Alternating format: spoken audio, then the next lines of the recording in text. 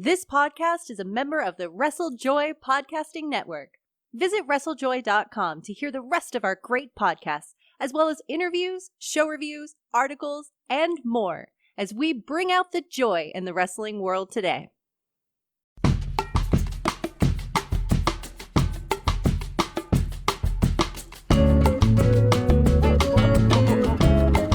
Good evening, good morning, good afternoon. Whenever you're listening to this, welcome to the internet's most sophisticated wrestling podcast, discussing the weekly aspects of it all, right here on the Bald Monkeys Wrestling Podcast.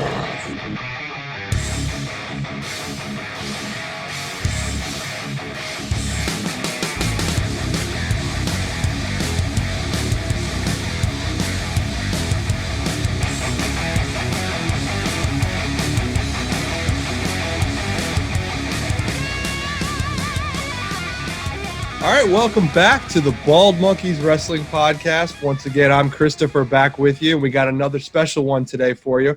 We got the captain. Captain Chuckles is here. Hey, Captain, how's it going? Oh, living. And we have, coming out of the South Bronx, but currently taking over the South, Rey Fury with us today. Rey, how are we doing? I'm doing great, guys. How you guys doing? Not bad, man. Not bad. We appreciate you spending some time with us, getting out of the house for a little bit, and then and having a quick talk and really just finding out a little bit more about you. There's a lot of people that may not know what you're about, and I think it's time for them to learn all about Rey Fury right now. I agree. Let's get to it. So we start always with, what was young Rey Fury like? What was growing up as Rey Fury like? Oh, man, wow. Growing up, I spent a lot of time outside. I stayed really active, getting involved in any sports I can, handball, basketball, football, baseball, just running out there and just, playing all day until the sun went down. I think that's what a lot of people, because if you didn't know, Christopher and myself are both originally from New York, so we get that whole thing. I mean, that's what we did. Yeah, this is a New York themed show right now. Yeah, exactly. That's all we did. We had games we played on the sidewalk and all that kind of stuff. We didn't have cell phones back then, so I lived in the best era. No, as soon as the lights came on the street, that's when you knew you had to come home. I mean, that's the way my parents did it. When those come on, that's when you come home. Yeah. They were out there with you, but so was it playing on the street? Were you playing stickball? Were you playing wiffle ball? Were you playing what were the games out there on the street? Because I know what I was doing. Yeah, so we had this game called we used to play baseball with a wiffle ball bat and a tennis ball. We used to play baseball, and basically we just taped up wiffle ball bats to give it some weight. And we just drew a strike zone in the brick wall, and we would just play baseball like that. But we wouldn't play with no bases. As far as we hit it, we'll say double, single, triple, that kind of deal. So, and then we took turns doing that kind of deal. So nice. You grew up there. You grew up in New York. You're playing outside, going out all the time. Now you're getting out of New York, and you head down south. What is it you miss about being back up north before we get to where you are right now? Honestly, man, what I really miss is like friends, family, obviously, and the food. The food is like so much better in New York, and it's so easier to access than it is down here. Any type of appetite, anything I had a taste for, I could just go get it, boom, quick. I didn't have to drive 30, 25 minutes to get a specific meal, so to speak, like down here. So it's a little slower, but What's the go-to? What's the go-to meal that you want, that you miss the most, that you're craving right now? Oh man, I'll probably go get a slice from Artie's. Artie's is the pizza shop across the street from my house, and man, listen, there was roaches in there. We didn't care. There was a rat in there. We didn't care. All right, he could dip his whole arm into the tomato sauce, and we wouldn't care. The pizza's that good. Like, you know, so that's probably the go-to. I'll go up there, go get a slice with a soda, and call it a day. Oh, man, yeah. There's nothing like a New York slice. I know we have the argument of the Chicago style and the New York, but there's nothing like that New York slice of pizza. So growing up in New York, you're a kid, you're getting into wrestling. What gets you into wrestling? What was the beginning of, wow, what's this? And I'm interested. Man, immediately it was the Ultimate Warrior. As soon as I seen him, them colors and the energy that I just, the face paint, he just jumped out at me because I loved cartoons. So when I seen him, he looked like a real life cartoon character. So I'm like, man, that's my guy. I love him. That's my guy right there. You know, I don't care about anybody else but Ultimate Warrior. I was like, man, that's my guy right there. But I wasn't really a Hulkamaniac. No, that was one or the other, right? That was the two sides that were drawn. Yeah. So Ultimate Warrior was your wrestler, and he got you into loving wrestling. Who made you want to wrestle? Who made you go, man, I might want to do this? Man, it was probably gonna be probably Shawn Michaels, man, because you know, growing up, I know you can't see my face, but I grew up, you know, sort of a pretty boy, you know, gel in the hair, always had a girlfriend, you know. So when I seen Shawn Michaels, I'm like, man, look at this pretty guy, and he's beating up, you know, guys bigger than him. So I took that like, you know, hey, that could be me. You know, I don't know who I was gonna beat up at the time, but related to him. I'm like, man, look at this guy, you know, use my language, and you know, he's the man, you know. So I definitely connected it with Shawn Michaels on that level, and I felt like, man, I was like, I want to do that right there. Nice. Well, those are definitely two good guys to kind of model yourself after, you know, as you're a little kid and everything, you know, thinking about wrestling, watching it and getting into it. I know Christopher is he's somewhat of a big fan of Shawn Michaels. A little bit. That's my guy. So we just connected there. I know this was not good with the Mets, but we just connected there. I appreciate that. You would have told me that, you know, I probably would have not agreed to come on this show. But it is what it is, man. It's a good thing we kept that under wraps. But I myself am a Cubs fan. I defected away from the Mets, and I don't know if it was good for one season. Well, maybe two.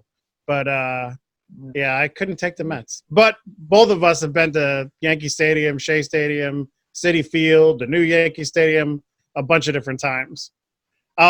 So explain to everybody watching, what is Yeet and what is the Yeet Nation? Yeet, man, Yeet is just. It started out outside of the ring with me and some of the boys. It was just something we would just say like Yeet. You know, we'll see a girl walk by, Yeet, or maybe something uncomfortable is happening and everybody's quiet, so you just Yeet, and they'll break the ice, like, you know. So it started outside the ring, and then they started ribbing me and started saying it from the curtain at the locker room while I was wrestling. So I yelled it back, and I guess the crowd yelled it back. So I said, what? I yelled it again. They yelled it back. I'm like, well, I got to keep running with it. And every match after that, I started doing it, and it became my thing. You know, it's just been a calling, you know. Even little kids who can't say my name, they just say, hey, Yeet, Yeet. Oh, that's Yeet, Yeet, you know. That's awesome. It's easy to connect with me, I guess, from a wrestler to a fan in the audience.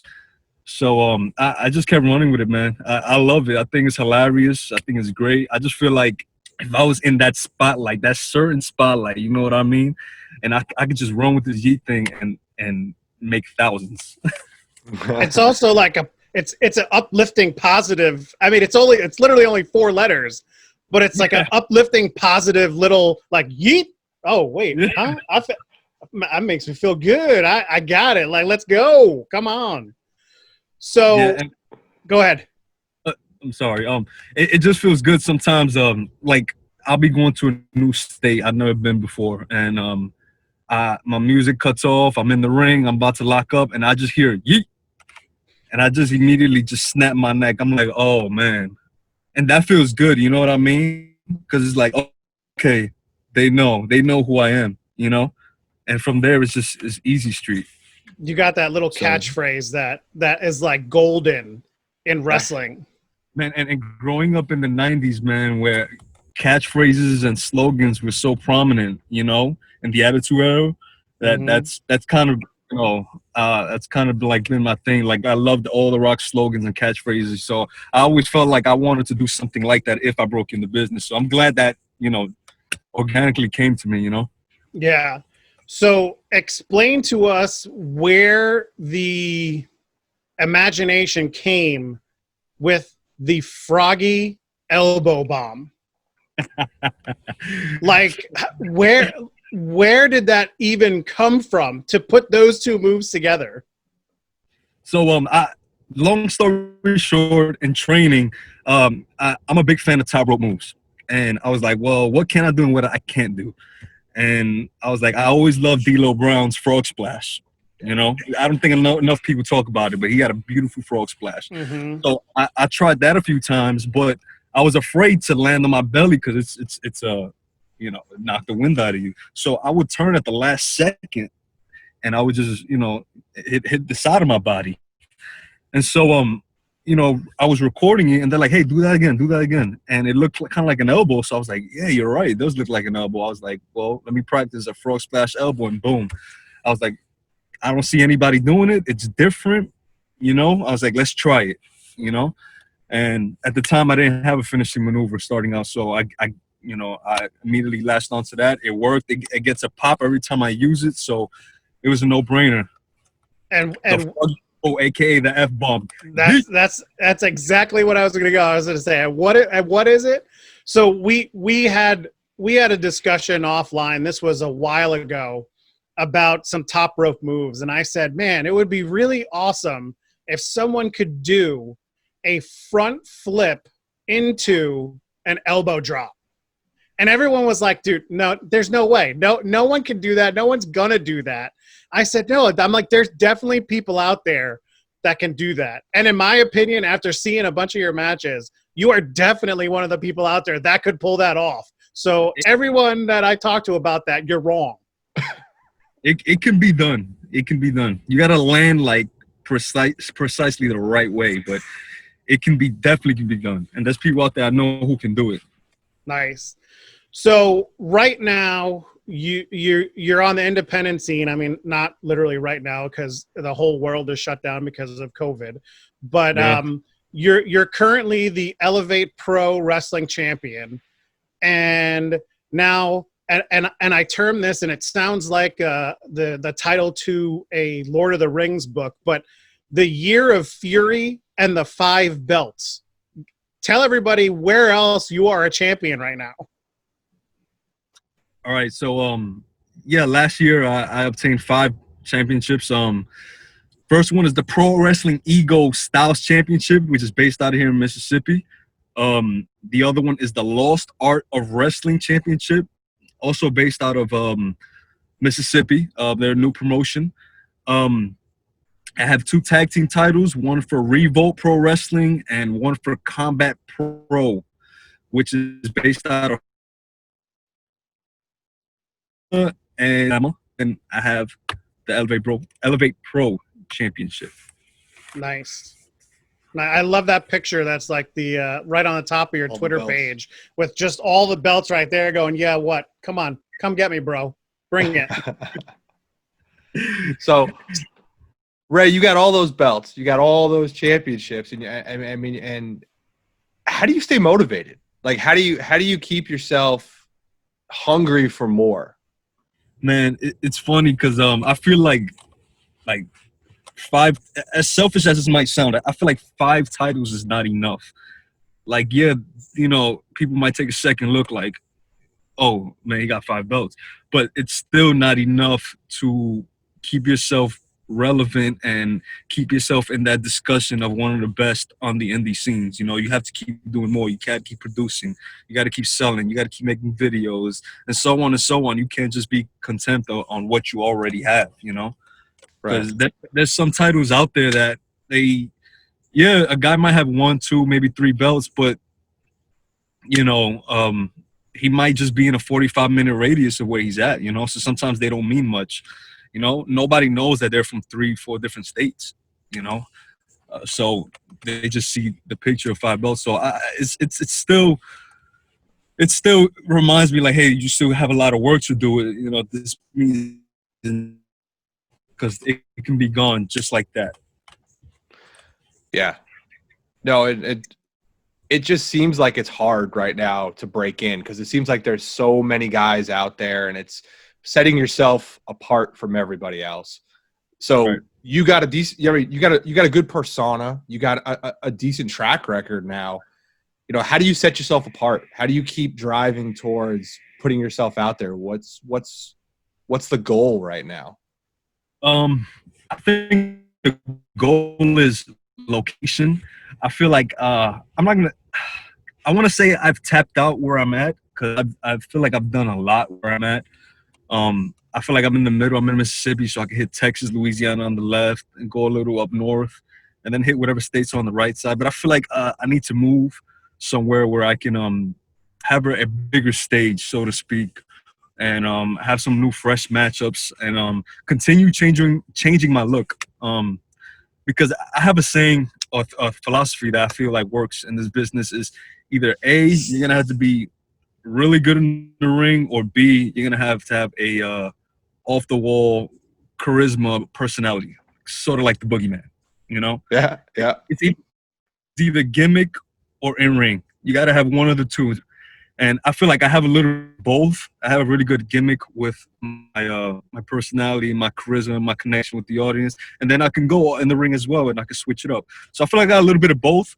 It's just, I guess, getting the right people from the right eyes. Now, you started out – sorry, Chris, I didn't mean to interject you. You started out as Dark Fury, and then you changed it to Rey. So what kind of prompted that change there?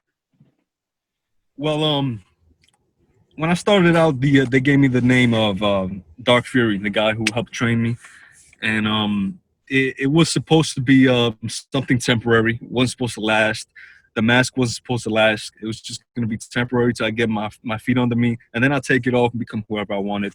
That didn't happen, obviously. The mask got pretty popular around the area I was working at. So I was like, you know what? If it's not broke, don't fix it. So I kept the mask on. I never took it off. So we talk a lot about in-ring and what you've been doing and what you've been working on and how you're motivated yourself. What are you doing when you're outside the ring? What keeps you busy? What keeps you interested in other things? I like to spend a lot of time with my daughters, and I play basketball. I try to stay true to my roots and play some, stay active playing basketball at one of my local gyms. So that felt pretty good playing basketball again after a few years of not playing since I moved from New York. So, yeah. Nice. Yeah, staying active and staying motivated, and it seems like a lot of athletic things are what keep you happy and keep you motivated for day-to-day activities. Yeah. Sweet. So we had a couple of favorites. We know you're a Yankees fan. We know that you want to get back to New York to get that good slice of pizza.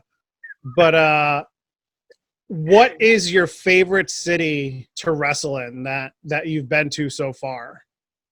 Man, wow. That's tough. I really enjoy working in Louisiana. I'm gonna be a little biased, because in Charlotte, Louisiana, where I captured the Elevate Pro title, those fans there, they show a lot of love and they're loyal, and I have a lot of people there who's been down me since day one, since the first time they seen me. And it's just every time I go there, it just does disappoint. So I'm probably gonna have to say Louisiana for sure. Nice. is there some place that you want to wrestle? Like what would be, where would your dream match happen? In what arena, what stadium, wherever? Man, a dream match, dream venue, I would have to say Madison Square Garden, of course. You know, everybody wants to wrestle at Madison Square Garden. I just hear a lot of the vibes that LeBron and Michael Jordan used to get. You know, every time they go to the Garden, they try to put up their best performance, you know? And I, like the same way in wrestling, Undertaker spoke about it. Every time they went to the Garden, you know, it's just this vibe, this energy that you can't duplicate nowhere else. So I'm like, man, that's the Mecca. That's home, you know? Yep. So, God willing, you know, one day I could perform at MSG. So in that dream match at Madison Square Garden, who are you wrestling against? We're taking promotions out of it. You can pick anybody, past or present. Who would that be? We're taking the realms of reality out of it. I'm probably gonna have to say 90s Shawn Michaels. That was is an easy one for me. 90s HBK before the retirement. All right. Yep. That's the Shawn Michaels I want. I want the one that was hard to work with. I wanted the asshole. I want that Shawn Michaels. I want that, the showstopper. That's what I want. Love it. So who have you wrestled so far that's been like your favorite opponent? Like you've had the most fun with this individual in the ring? I'm probably gonna say Serpentico. He's another masked individual. He's out of Orlando, Florida. He's the head trainer at Team 3D Academy, and he just did some dark matches for AEW. So every time we wrestle about 5-6 different times, and every time we wrestle is always fun. He gets heat so easily. And a quick story, in Louisiana, I pulled out a little dust bag, and everybody thought it was thumbtacks. So I emptied the dust bag, and it was squiggles. It was gummy worms. I don't know if you know, but I love gummy worms, okay? I tag them all the time on Instagram. I'm trying to get the sponsorship with Trolley, okay? So, all right. So I dropped the gummy worms. He ran at me. I gave him a uranagi. Boom, right on the gummy worms. Oh, nice. And everybody popped. I thought it was hilarious. It seems like everybody we talk to, including ourselves, wants a sponsorship with type of food. I love it. We're all grinding, man. That's it. Man, the hustle. Man, everybody wants to go to GNC or a fitness or something that has to do with, you know, with wrestling. I'm going the other direction. I want gummy worms. All right. I want my face on gummy worms, but rapper. All right. Trolley, call me up. Trolley. Get it, Trolley. Well, and it's funny because I saw on your website that you have what's called a Yeet box. And it's just a bunch of stuff that you kind of throw together. And I saw in there that one of the things was candy. And I was like, man, I wonder what candy he puts in there. Now we know. Gummy worms, Trolley. Man, it's funny because usually when I go to shows, the fans know that's my favorite candy. They see it on my story. I talk about it. They'll bring me candy, all right? So some of the boys started ribbing me. They call me a reverse pedophile. Instead of me bringing little kids candy, the kids bring me candy. So I'll come home, I'll open my gear bag, and my wife would just see like 4, 5, 6 bags of gummy worms. She's like, "Oh my God, I can't believe you." So that'll last me days. There you go. Last one of the favorites. Who has been your favorite tag team partner? Ooh. I had about, out of all 3 of them, I'm probably going to say my current tag team partner, Lucha Lacora.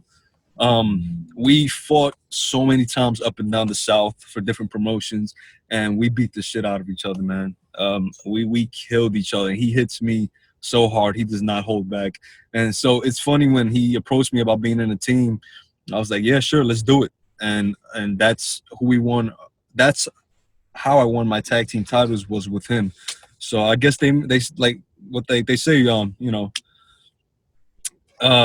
better enemies, better friends, or bitter enemies, better friends. I forgot the saying, but yeah. Keep your enemies close. Yeah. So we got a good relationship right now. Good. Do you have anything coming up on the pike, hopefully once the world starts to open up again? I do. I'm kind of keeping it under wraps right now, but I do got some things working out, and we won't ruin it for you. You keep that under wraps. And if you want to know, that's a teaser. That's what we call a teaser in the business, right there. I got some stuff lined up. I haven't really spoken to a lot of people about it, but I got some good things lined up. And I lost a lot with this COVID thing going on. I had a lot of good bookings for Mania weekend. I had a potential spot overseas, and I lost all that. So, hopefully, once all this stops, we can really bounce back strong. Yeah. So everybody out there, we've said it before, just, tweeting out things, go support these guys because, as much as, us regular people need it, these guys sometimes need it way more than we do. So get out there, go to Ray's website, buy a Yeet box. I think there's only 2 left. I think when I looked at the website yesterday, there's only 2 left. Hey. But since this will be released after I get this, I actually have some Yeet watches, Rey Fury watches coming in today. Ooh, nice. I can't exclusive. When you see them, you'll be blown away. Trust me. I got some nice watches coming out. So nice. Go check that out. So the last question, probably the most important question, it's the question of contention. It is, are you a single stuff Oreo eater or a double stuff Oreo eater? Man. We have the hard-hitting questions here. I know. Drama. Man, this is tough because when I have the single stuff Oreos, I'll take 2 and I'll take the one, I'll twist it off, and the one with most cream, I'll twist off the other one and take the top with the most cream, and I'll put them together and eat that. But when I eat the double stuff, I feel like it's a lot. You know what I mean? A lot of cream. So, man, if that makes any sense, it sounds like it makes no sense at all. It's a 1.5 stuff Oreo. Exactly, it's a 1.5. So if I have to choose single or double, I'm gonna say single and just make it a 1.5. Man, we are getting killed in the single to double stuff Oreo conundrum. It just keeps coming. If I eat a double, I gotta eat like 1 or 2. Like I can't handle no more. But I could eat a few of those 1.5s all day long. I'm telling you, man. That double stuff, man, is a lot of cream. It's a lot of cream. I love the double stuff. I mean, you guys can't see what's below here, but it's a lot of double stuff. It's mostly double stuff below there, yeah. Well, Ray, we appreciate your time today. We appreciate you talking with us. Love to get to know more of the wrestlers out there. You mentioned the Yeet box. We mentioned the watches coming out. What else can people do to support you? What else can people do to go out and learn more about Rey Fury and support the cause? Man, learn more about Rey Fury. Add me on Twitter, Rey Fury Official. I'm very vocal on today's events that's going on there. So if you want to get a little perspective on that, jump on there and follow me on Twitter. Also, a huge favor I want to ask: Virtual Basement is dropping a wrestling game for independent wrestlers, and Impact Wrestling just pulled their whole roster. Pulled the whole roster. And I got guys tagging me and tagging Virtual Basement. Hey, Rey Fury needs to be in. Rey Fury needs to be in. The Froggy Elbow needs to be in the game. I already spoke to them. I'm not on board yet. But with all your support, if you guys tag them and you let them know you want me in the game, that will mean the world to me. That will mean the world. So please, please, please tag Virtual Basement and myself on Twitter. Let them know what you want. Put me in the game. Yeet, yeet. Love it. Ray, give everybody your website one more time.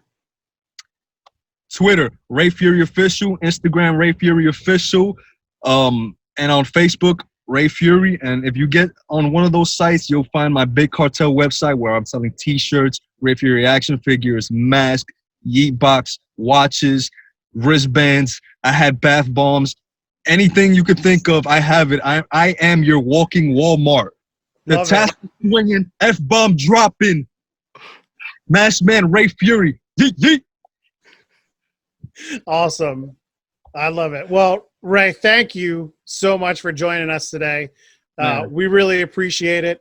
And everybody get out there. In the credits, we're going to have all of Rey's socials so that you can go find him everywhere. He said Twitter, Instagram, as a Big Cartel. Make sure you vote or tell Virtual that you want him that you want him in the game. So everybody get on that. Love you guys so much, man. Thank you for having me on. I had a lot of fun, man. Anytime you want me back on the show, please do so. Definitely. We appreciate it, Rey. We appreciate everybody listening. Go hit that like button. Go hit that subscribe button. Go check out our other videos. And get out this computer right now and go out and play in the outside. Go play some stickball or something, or go shoot some hoops.